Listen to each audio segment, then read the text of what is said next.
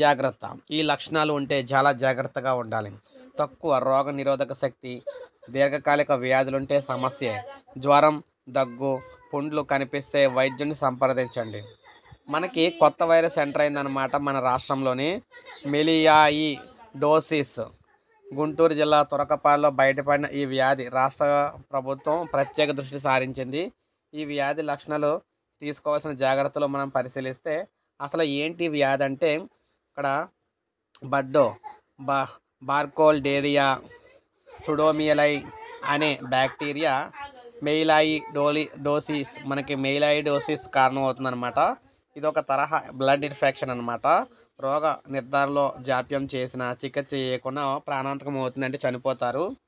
ఇక్కడ ఎలా వ్యాపిస్తుందంటే ఈ బ్యాక్టీరియా కొన్ని ప్రాంతాల్లోని మట్టి, నీరు, బురదలో ఉంటుంది. అక్కడ ఉష్ణమండల ప్రాంతాల్లో వ్యాప్తికి అవకాశాలు ఎక్కువ. మనిషి నుంచి మనిషికి వ్యాప్తి చెందే అవకాశాలు చాలా తక్కువగా ఉన్నాయి.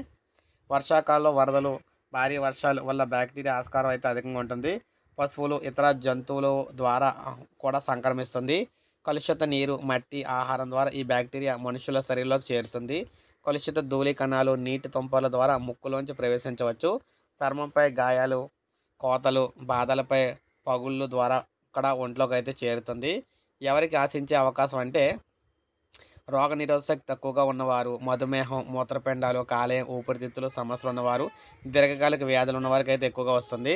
లక్షణాలు ఎలా ఉంటాయంటే తలనొప్పి, అధిక జ్వరం, చలి జ్వరం, కాళ్ళు, కీళ్ళు, కండరాలు నొప్పులు, లేవలేనంత నిస్సత్తువు, దగ్గు, గుండెల్లో నొప్పి, శ్వాసకోశ, నాడీ వ్యవస్థలో సమస్యలు, చర్మంపై గడ్డలు, గాయాలు, ఒంట్లో ఇన్ఫెక్షన్ ఉన్న చోట చీము పట్టడం, తీవ్రమైన సందర్భాల్లో అవయవ వైఫల్యం, వ్యాధి లక్షణాలు కనిపిస్తే వెంటనే సంప్రదించాలన్నమాట.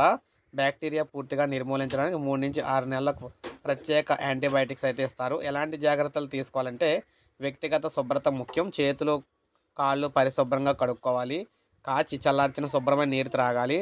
కలుషిత నీటి నిల్వలు, బురద, వరద ప్రాంతాల్లో తిరిగేటప్పుడు జాగ్రత్తలు తీసుకోవాలి.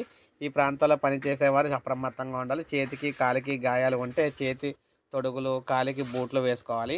సో ఈ విధంగా కొత్త వైరస్ ఎంటర్ అయింది. ప్రజలందరూ జాగ్రత్తగా ఉండండి అని చెప్పి ఆంధ్రప్రదేశ్ ప్రభుత్వం హెచ్చరికలు జారీ చేసింది.